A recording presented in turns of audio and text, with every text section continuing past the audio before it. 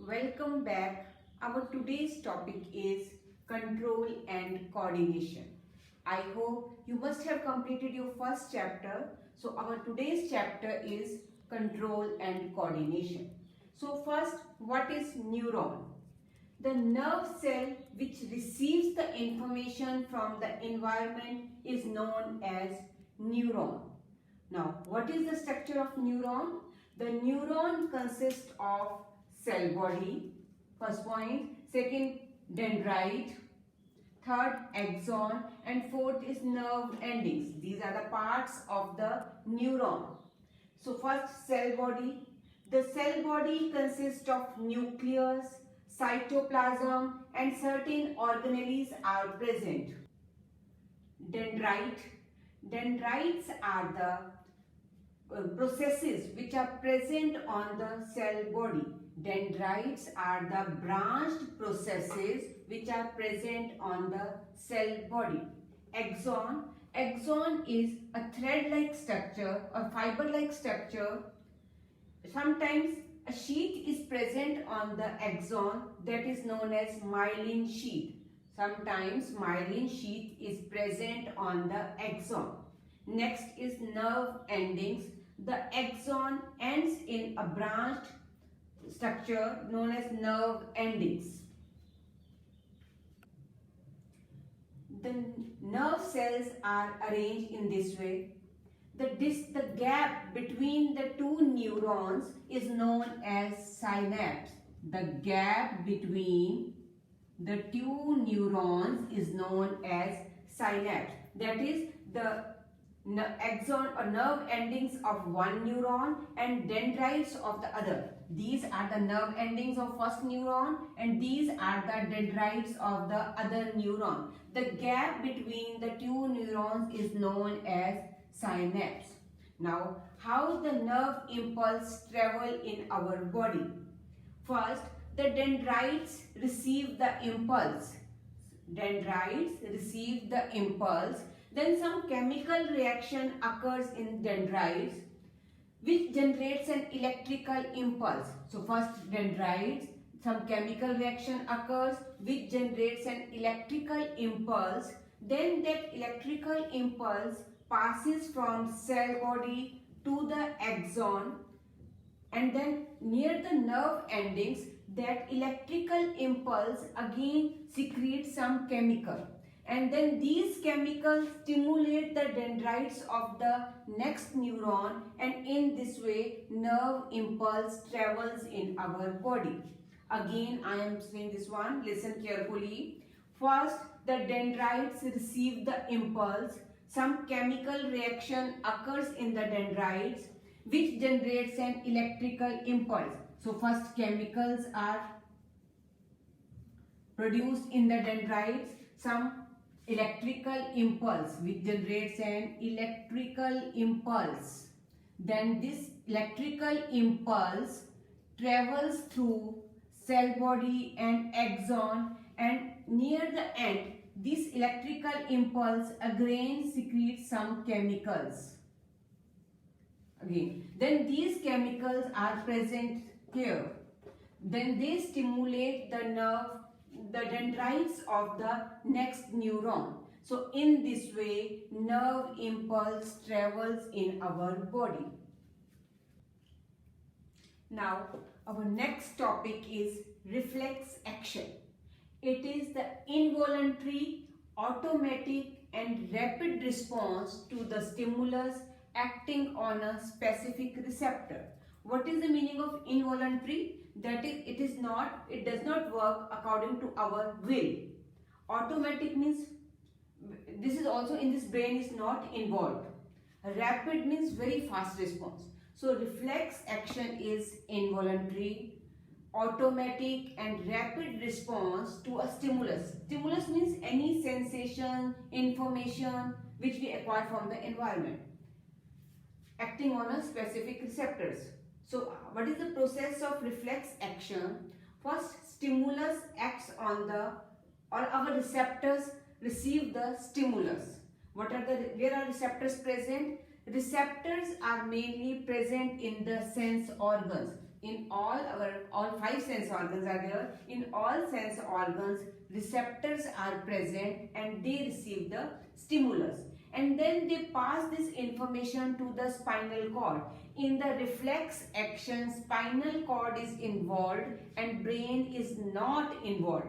So from the receptor, the information goes to the spinal cord through sensory neuron. The function of the sensory neuron is to pass the impulse from the sense organs towards the spinal cord or toward the central nervous system. But in the reflex action, they pass the information towards the spinal cord. Then the message comes from the spinal cord to the effector by motor neuron. So here the motor neurons bring the message from the spinal cord towards the effector. Effector can be muscle or gland. I will explain you what is the meaning of this. And then that when the message comes to effector, it shows the response. So this is the process of reflex action. Now next is, what is reflex arc? The path traveled by the reflex action. In this way it forms an arc. That is known as reflex arc.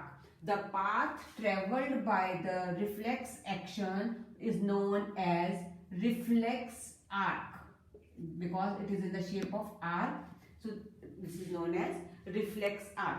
Now try to understand again. When any information comes to the receptor, receptor means near the sense organs, they send that message to the spinal cord, and from there the message comes to the muscle or gland. Imagine when we touch any hot object, the stimulus comes to our hand. Hand means onto the skin, which is a receptor. When we touch any hot object, the sensation comes to the hand and that message passes to the spinal cord, and simultaneously again we take our hand back. That is the muscles of our hand. Here the effector is muscle. The muscles of our hand brings our hand back. And what about gland? If we see any delicious food, simultaneously in our mouth the saliva comes. So the message comes through the spinal cord to the salivary gland, and saliva comes to our mouth. So it is a reflex action. In this, brain is not involved. Without thinking process, this movement occurs. This reflex action occurs. Now our next topic is nervous system. So nervous system can be divided into two parts: central nervous system and peripheral nervous system. Center, the parts which are present in the center, they form central nervous system. Mainly brain and spinal cord is the main part of central nervous system, and peripheral nervous system is again divided into spinal nerves and cranial nerves. Spinal nerves originate from the spinal cord and cranial nerves originate from the brain. The brain is again divided into three parts: forebrain, midbrain, hindbrain. Forebrain is again divided into two parts: olfactory lobe and cerebrum.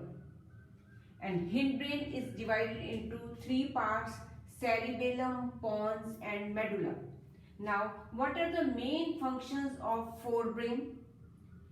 It is the largest part. Cerebrum, it contains cerebrum, which is the largest part of the brain. So function of forebrain is, it is the largest part of the brain. It controls various sensory impulses. Second, it has some associated areas which interpret the information. These are the functions of forebrain. Midbrain, it connects forebrain to the hindbrain, and it controls some involuntary movement of neck and head, and some movements of eye also. Hindbrain, the main parts are cerebellum, pons and medulla. Cerebellum, it maintains the posture and equilibrium of the body. Cerebellum, it maintains a posture and equilibrium of the body. Example is when a person is riding a bicycle or a person is walking in a straight line. These activities are controlled by cerebellum. Pons, it controls some aspect, it coordinates with the other parts of the brain. Next is medulla. It controls some involuntary functions like blood pressure, breathing, salivation, vomiting, etc. So these are the main parts of the nervous system and some important functions of some organs. Now, how brain is protected in our body? Brain is present in a bony box-like structure known as cranium or skull. In that, a fluid is present known as cerebrospinal fluid, CSF, which protects the brain from the shock or injury. So write these in your bio copy. We will continue with this chapter. Thank you.